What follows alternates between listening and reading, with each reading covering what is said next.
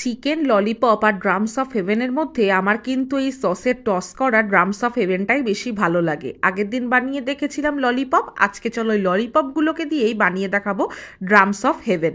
তো কি করে বানিয়েছি শেয়ার করছি। যেটা আমি ম্যারিনেট করে রেখেছিলাম তার থেকে কয়েক টুকরো রেখে দিয়েছি ড্রামস অফ হেভেনের জন্য, সেটাকেই আমি আবার ওই একই ম্যারিনেটেই জিনিসটাকে ভেজে নিচ্ছি। তারপরে সসের জন্য এখানে খানিকটা রসুন কুচি তেলে দিয়ে তার মধ্যে এক এক করে পেঁয়াজ কুচি, ক্যাপসিকাম কুচি আর বেশ খানিকটা লঙ্কা কুচি দিয়ে হালকা করে টস করে নেওয়ার পরে বেশ খানিকটা সয়া সস, চিলি সস, আমি রেড চিলি সস ব্যবহার করেছি আর খানিকটা দিয়েছি টমেটো সস। এবারে সব কিছু নাড়াচাড়া করে নেওয়ার পরে দিয়ে দেবো ভাজা চিকেনগুলো। তবে ভাজা চিকেনগুলো কিন্তু ঠান্ডা করে নিয়ে দিলে পরে সে ক্রিস্পিনেসটা আবার চলে যাবে, সাথে সাথে ভেজে দিলে কিন্তু দারুণ লাগবে।